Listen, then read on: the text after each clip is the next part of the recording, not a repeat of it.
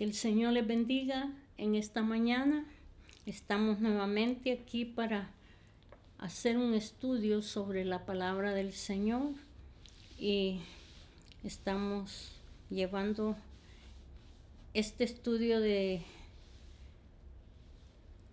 parte de la Iglesia de Dios Pentecostal MI de Noble, y estamos teniendo ese privilegio este día para poder juntos aprender más y más de la palabra, ¿verdad? Okay. Vamos a estar desarrollando el título Salvos y santificado en Cristo. Salvo y santificado en Cristo.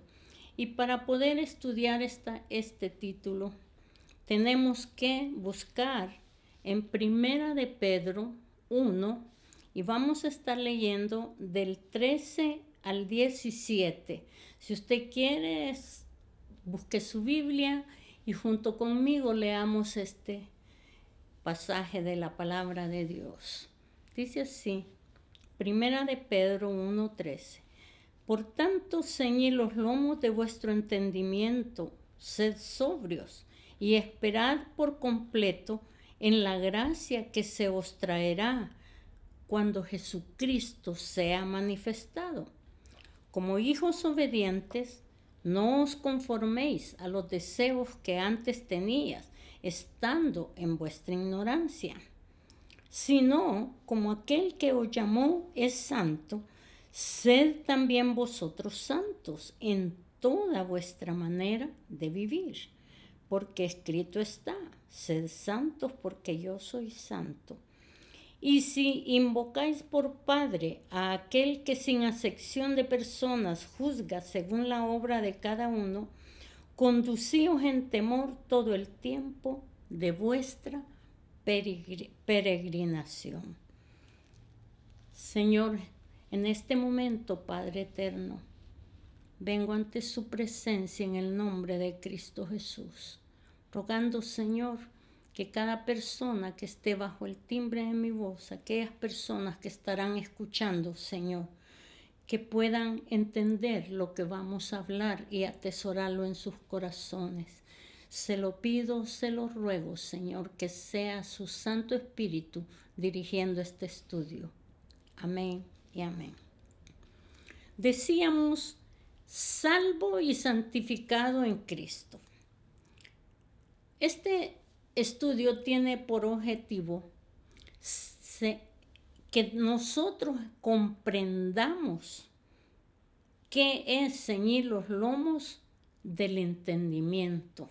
¿Por qué? Porque tenemos que comprender y conocer la voluntad del Señor. Eso quiere decir que nosotros tenemos que estar preparados para la acción. Cuando dice ceñir los lomos, quiere decir que debemos estar preparados para la acción. Y sigue diciendo el texto, en toda vuestra manera de vivir, o sea que en todos los aspectos de nuestra vida, físico, espiritual, social y civil. Ahí tenemos que estar nosotros preparados para desarrollar acción en ese campo que se nos está pidiendo. ¿Ok? Por eso vamos a estar mirando acá nuestra lección. Como introducción, hermanos, quiero decirles que este pasaje de la primera epístola de Pedro proclama el poder redentor y santificador de Cristo. El poder redentor y santificador de Cristo. Nosotros hemos sido rescatados de nuestra vana manera de vivir. O sea que nosotros vivíamos según nuestros deseos de la carne, según esa herencia que teníamos de nuestros padres que nos habían inculcado, ¿verdad? Pero Cristo Jesús vino, el Cordero Divino, Cristo como el Cordero sin mancha y sin contaminación, vino y por su sangre nos limpió y nos regeneró. Nos limpió para que nosotros pudiéramos dirigir nuestra mirada hacia el Padre y ser llamados hijos de Dios. ¿Eh? Aleluya. Y Pedro dice, y mediante el cual creéis en Dios, quien lo resucitó de los muertos y le ha dado gloria para que vuestra fe y esperanza sea en Dios. Me gusta este texto, que es el texto que vamos del tema de esta lección. Dice que mediante el cual, hablando de Cristo, creéis en Dios, quien lo resucitó de los muertos y le ha dado gloria para que vuestra fe y esperanza sea en Dios. Primera de Pedro 1:21. La obra de Jesús, fíjese bien, se mostró en dos partes.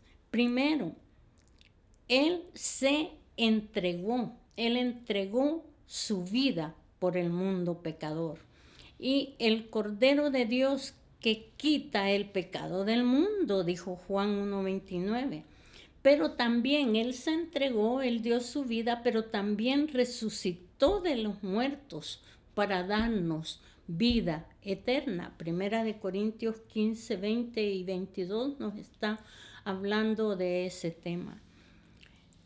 Vamos a estar mirando los aspectos de la obra que el Señor realiza en nuestra vida. Ah, qué bonito. Primero vemos que es posible ser santificados en Él. Mire qué lindo. Pero tenemos que entender y obedecer su palabra para ser santificados en Él. Porque si no entendemos ni obedecemos su palabra, ¿cómo vamos a saber cómo comportarnos como cristianos?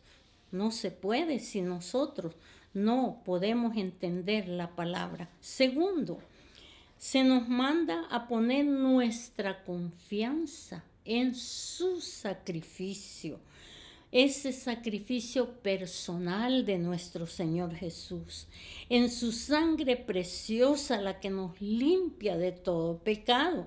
Además, se nos exhorta a actuar en el poder de su gloriosa resurrección, aleluya, como una señal de victoria contra la muerte y la carne.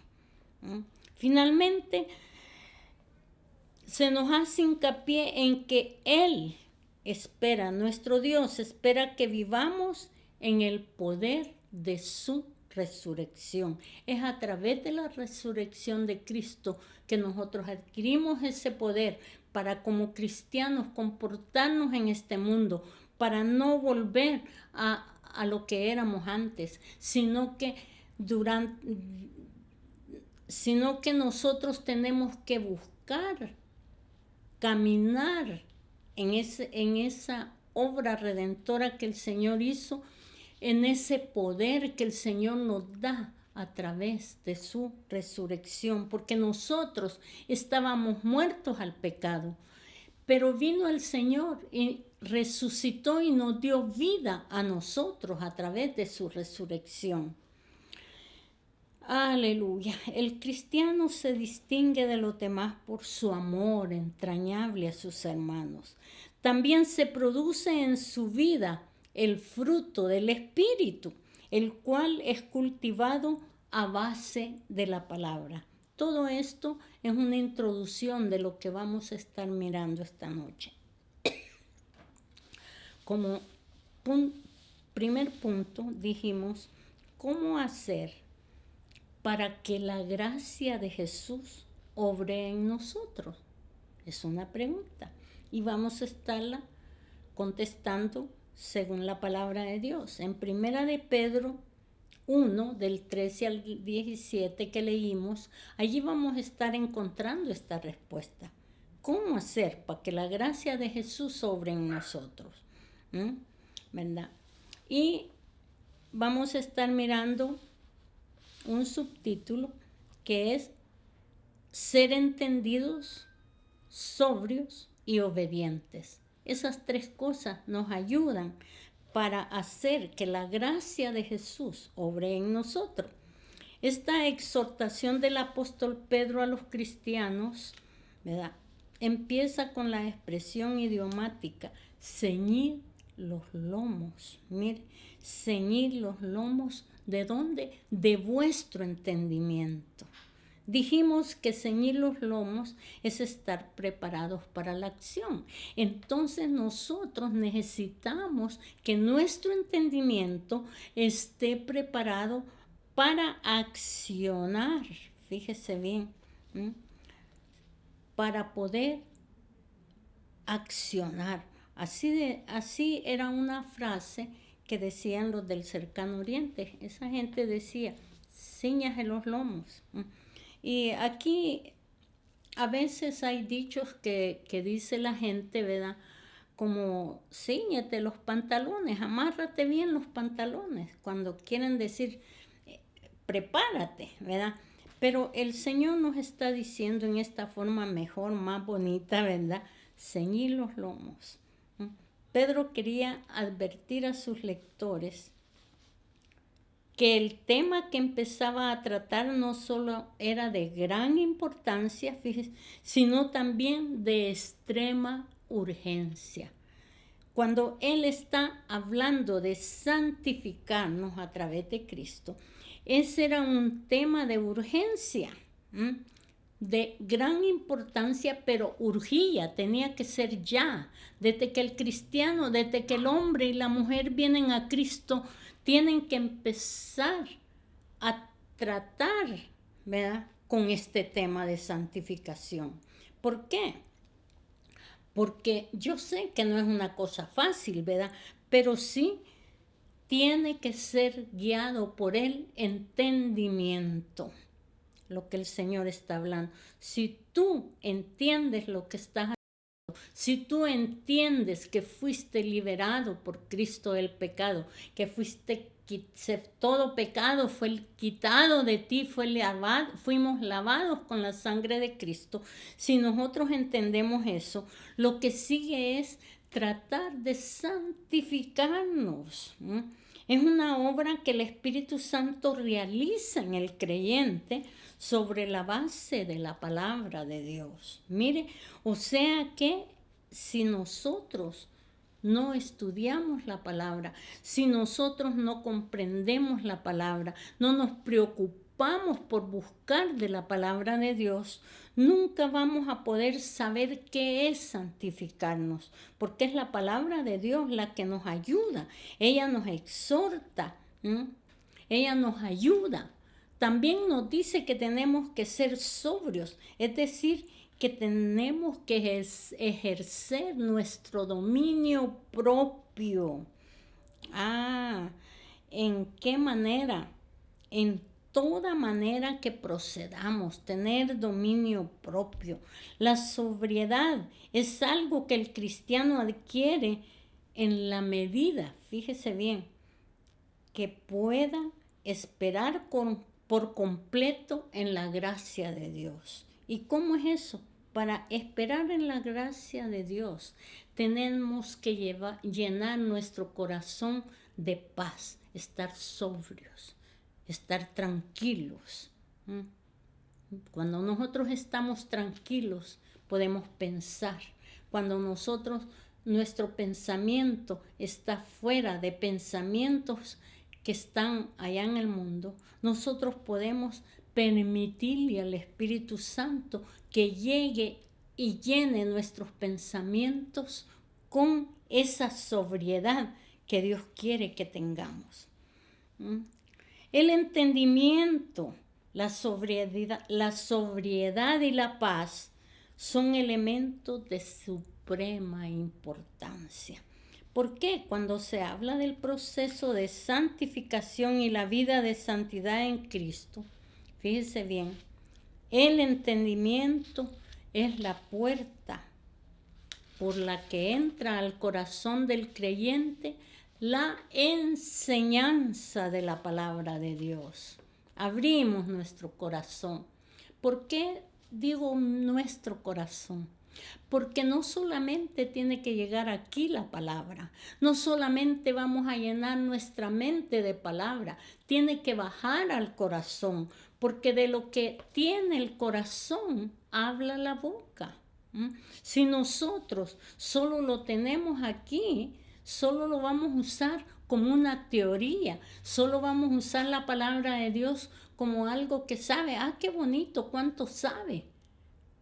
Pero cuánto ama y cuánto es lo que da testimonio de que es verdadero en esa persona.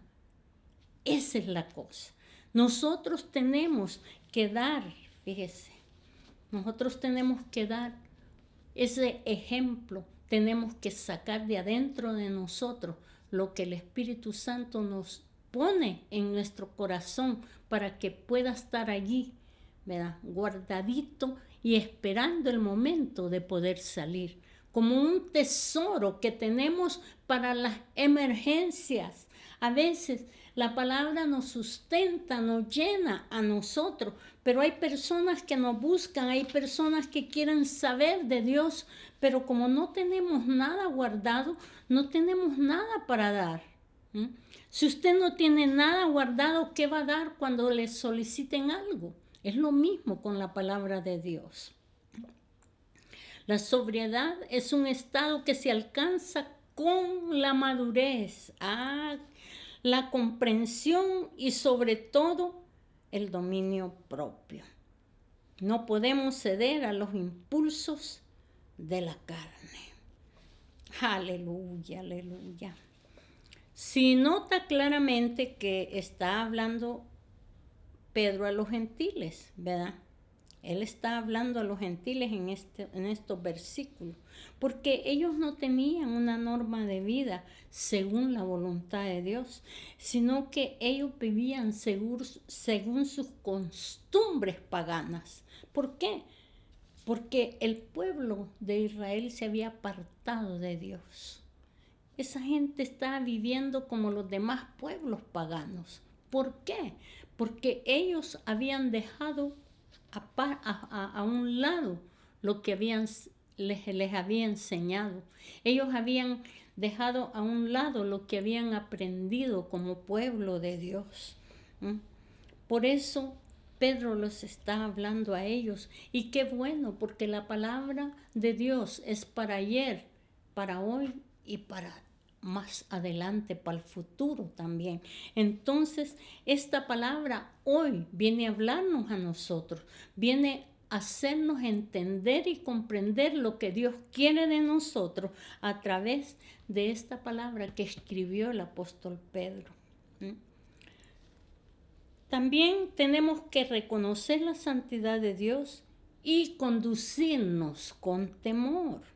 El versículo 15 al 17 dice, mire, aquí en estos dos versículos se apela al llamamiento que Dios nos hizo a todos por medio del Evangelio para salir de las tinieblas a su luz admirable. O sea que cuando nosotros estábamos en tinieblas, estábamos perdidos, Dios nos mandó, fíjese bien, la invitación, nos hizo la invitación de salir de tinieblas a su luz admirable. Esto es algo muy importante de entender.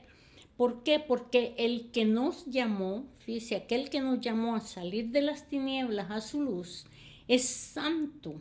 Aleluya. Y la santidad no significa en Él, ¿verdad? Esa santidad en Dios no significa que Él haya sido santificado, no. Por eso dice, Él es santo. ¿Por qué? Porque Él es santo por naturaleza. Él es santo. Nadie lo santificó como a nosotros, que Él nos santifica a nosotros, ¿verdad? Dios es santo porque es perfecto. Aleluya. Él es justo. Él es bondadoso. Él es fiel y verdadero. Estos atributos morales del Padre también los tiene el Hijo, nuestro Señor Jesucristo, ¿verdad? Aleluya. Y si nosotros queremos servir a un Dios todopoderoso, a un Dios que nos ama, que es santo, nosotros tenemos que buscar la santidad, porque sin santidad nadie verá al Señor. Él dijo a su pueblo en el libro de Deuteronomios, él está hablando y dice: sed también vosotros santos en toda vuestra manera de vivir. Mire, para reforzar su argumento, nosotros podemos ver cuando él les dijo: sed santos porque yo soy santo. Perdón, el libro Levíticos 1:16, ¿verdad? Antes nosotros éramos hijos de pecado. ¿Y quién era nuestro padre? Usted puede responder esa pregunta, ¿verdad? Pero ahora que somos lavados por la sangre de Cristo, nuestro Padre es Dios. Solo Él puede ser Padre. Pero nosotros, a través de esa vida de regeneración de nuestro Señor, venimos a ser hijos de Dios por aceptar a Jesucristo en nuestro corazón y por dejarnos que el Espíritu Santo nos ayude a seguir adelante buscando del Señor, para que nuestra vida refleje la luz de su santidad y produzca los frutos del Espíritu. Por eso nosotros tenemos que tener comunión y tenemos que buscar la santidad. Aleluya. El creyente también tiene que ser una persona que ame a sus hermanos. ¿Por qué? Porque cuando nosotros amamos a Dios, también podemos amar a nuestros hermanos. ¿Por qué es eso? Porque dice la palabra de Dios que nosotros amamos a Dios y tenemos que amar a nuestro prójimo. Fueron 2 mandamientos que Dios dejó. Amarás al Señor Jehová tu Dios y a tu prójimo como a ti mismo. Tenemos un ejemplo supremo de modelo de santidad. ¿Quién es ese modelo? Nuestro Señor Jesús. Porque decimos que la santidad de Dios es absoluta y la de nosotros es relativa, porque Él es santo. Él nunca dejó de ser santo. Y nosotros es relativa porque nosotros la adquirimos de parte de Dios. Es a través de su palabra que nosotros podemos ir adquiriendo esa manera de vivir en santidad. Aleluya.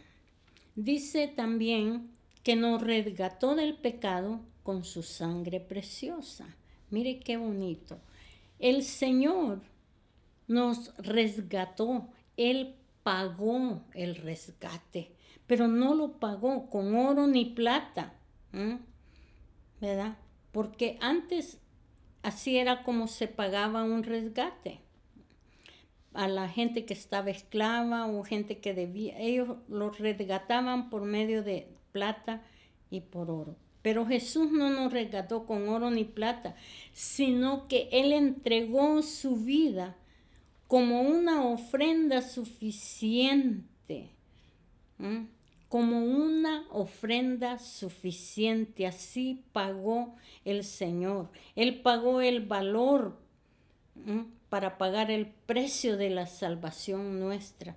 Lo que a veces se nos ocurre preguntar es, y yo sé que usted lo ha escuchado, yo lo he oído también, ¿a quién hubo que pagarle ese rescate? ¿A quién será que le tuvo que pagar?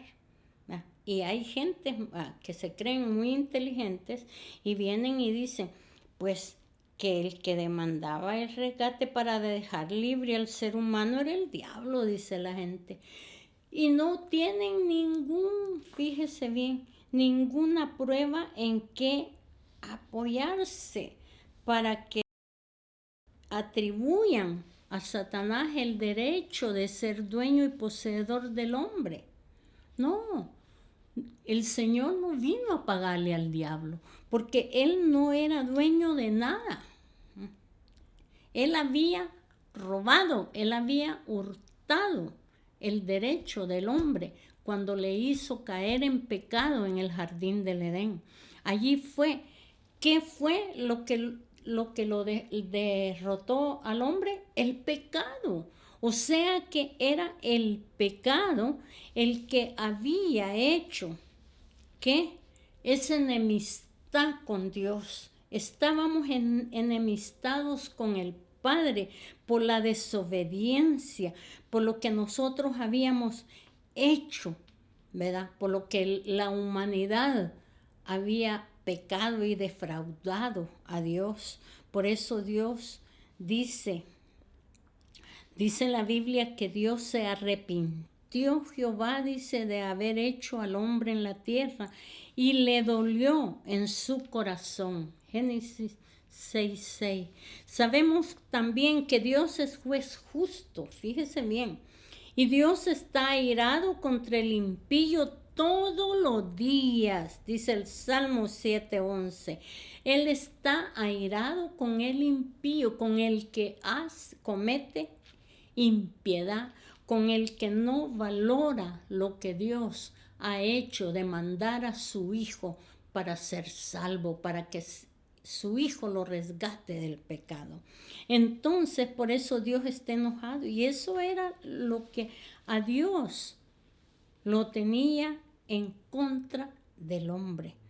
Y la única manera de aplacar temporalmente la ira que Dios sentía fue que la gente empezó a ofrecer sacrificios de animales.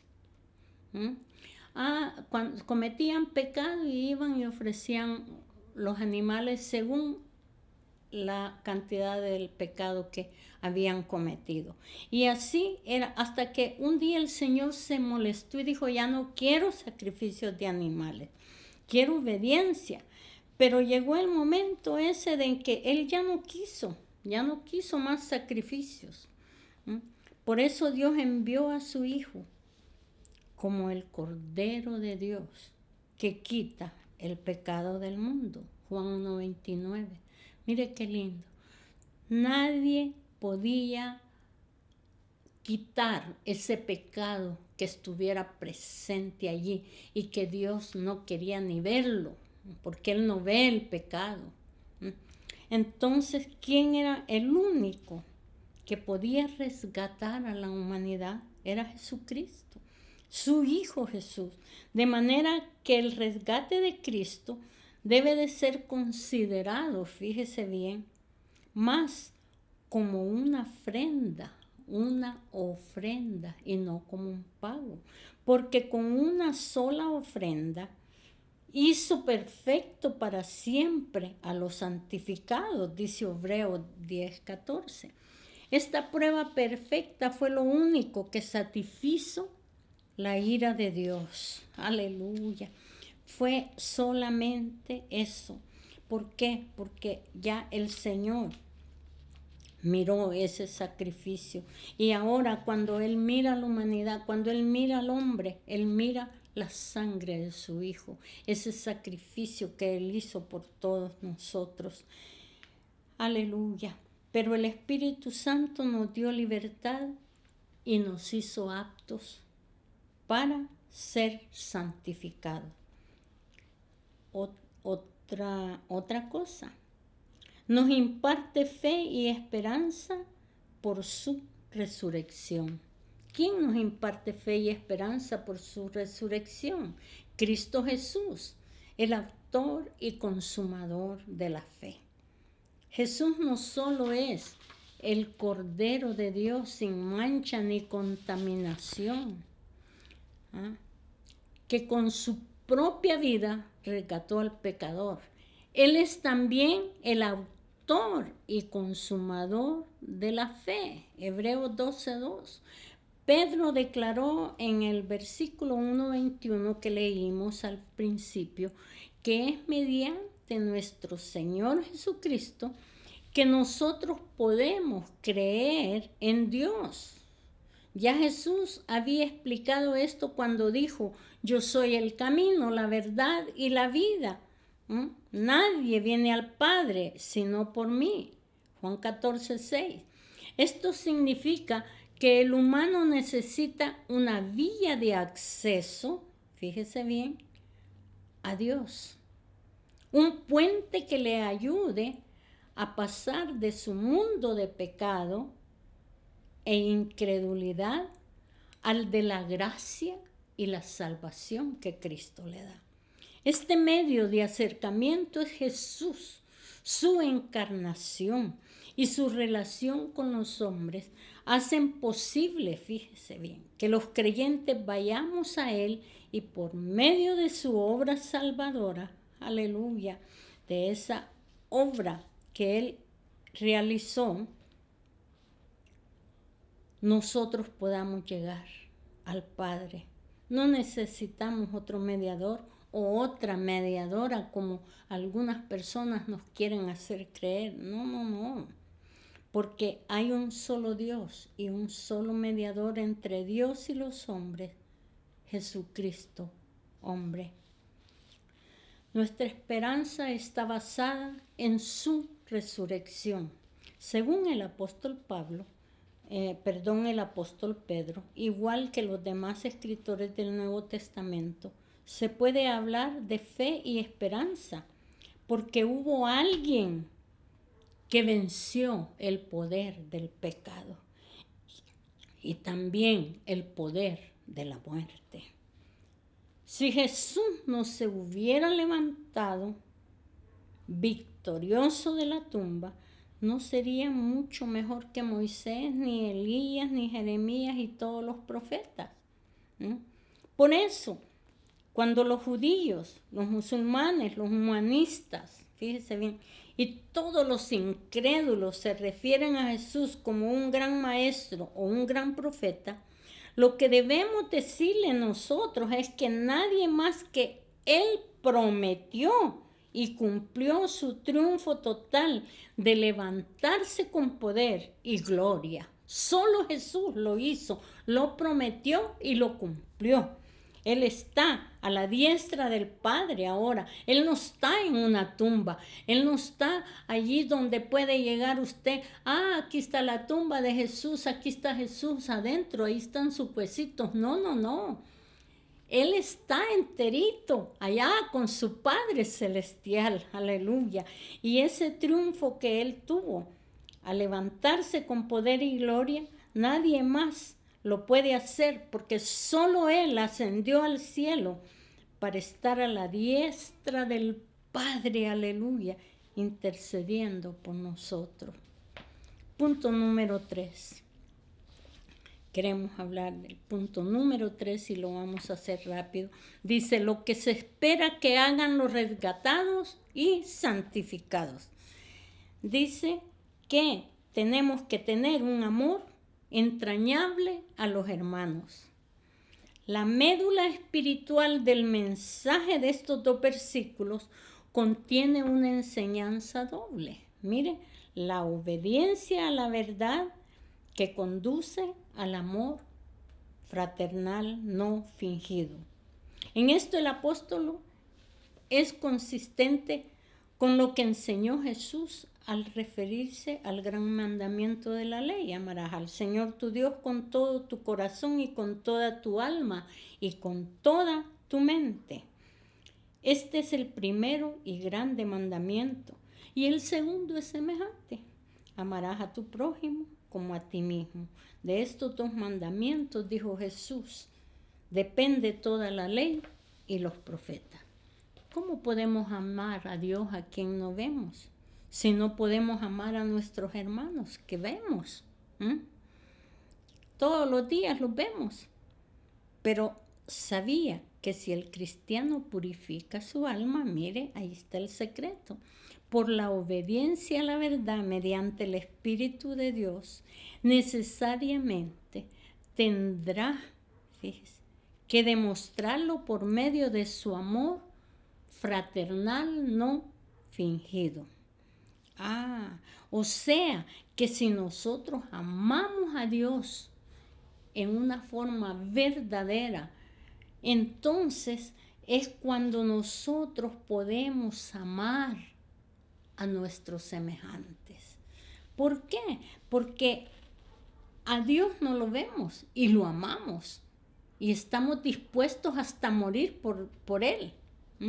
Si se nos requiriera que diéramos la vida por seguir en la fe con el Señor, nosotros la daríamos.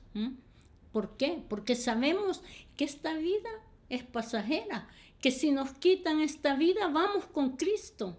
Allá está nuestra vida. Aquí solo somos peregrinos. Pero si es si es así como amamos al Señor, entonces es que podemos amar a nuestros semejantes. Si lo amamos extrañablemente de corazón puro, entonces es porque hemos sido renacidos de la simiente corruptible de una simiente que era corruptible, renacimos a una incorruptible. El verdadero amor no es el producto de los instintos e impulsos de la carne. No. Es la expresión real y práctica de la obra interna del Espíritu Santo en nuestras vidas. Cuando el Espíritu Santo trabaja en nuestras vidas, esa obra va haciendo que nosotros podamos ir amando más y más a nuestro Dios y así ese mismo amor lo vamos a ir reflejando ese amor a todos nuestros hermanos, a toda la gente. El Señor Jesús hasta dijo, amad a vuestros enemigos. Es cierto que cuesta, pero hay que amarlos. Vivir en la palabra de Dios que permanece para siempre. Al final del versículo 23, Pedro indica que la palabra de Dios que vive y permanece para siempre, fíjense bien, es el factor divino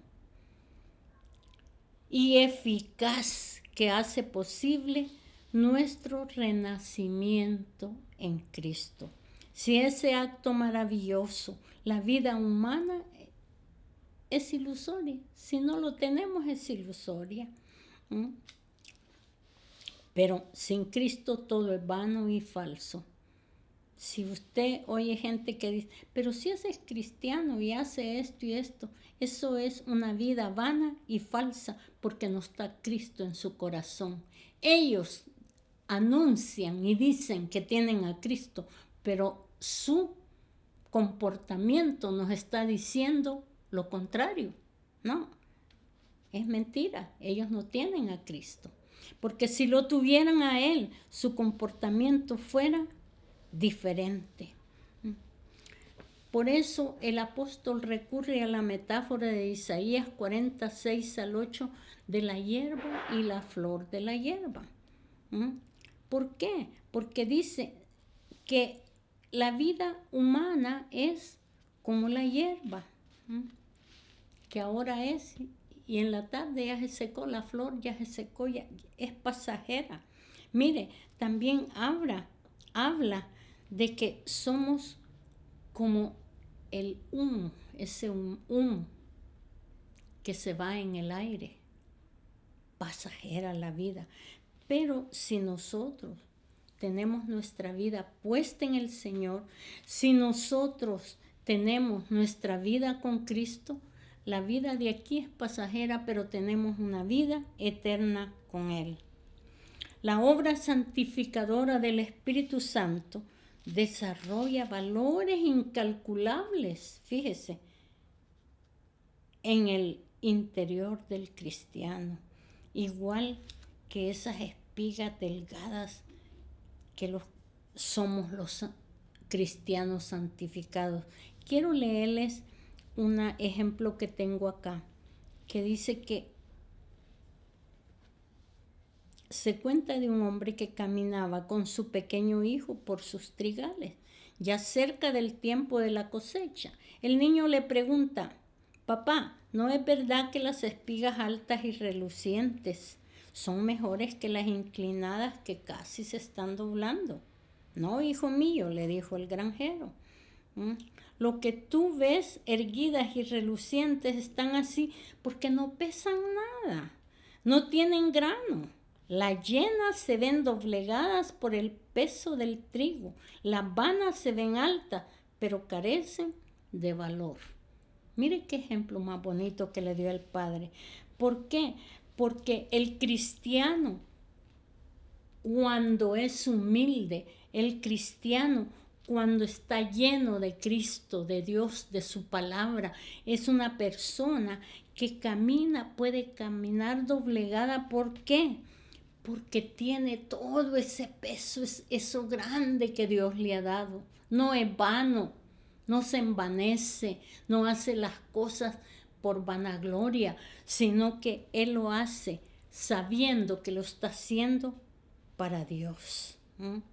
Aleluya. La belleza física desaparece por el correr de los años. Los recursos materiales pueden desaparecer de la noche a la mañana, pero la riqueza espiritual adquirida en la palabra de Dios permanece para siempre. Aleluya. Quiero leerle el resumen, un poquito de resumen de esta clase. Y dice: mientras otros hacen más énfasis en los recuerdos fúnebres y la escenografía del Calvario, nosotros nos regocijamos en que Cristo murió, pero también resucitó. Fíjese bien, si por su muerte fuimos rescatados de nuestra vana manera de vivir, por su resurrección hemos alcanzado la victoria sobre el pecado. Por el poder de su muerte somos salvos, pero por la gracia de su resurrección somos justificados y santificados. Tanto nuestra redención como nuestra santificación son obras realizadas por el poder de Dios, no por esfuerzos humanos. Así como la salvación no se logra por méritos y sacrificios humanos, la santificación tampoco se logra con solo abandonar los vicios y las costumbres pecaminosas. No. El elemento esencial de la gracia purificadora es la sangre preciosa de Cristo, como de un cordero sin mancha y contaminación, dice la palabra. El agente que purifica nuestra mente y nuestra vida es el Espíritu Santo.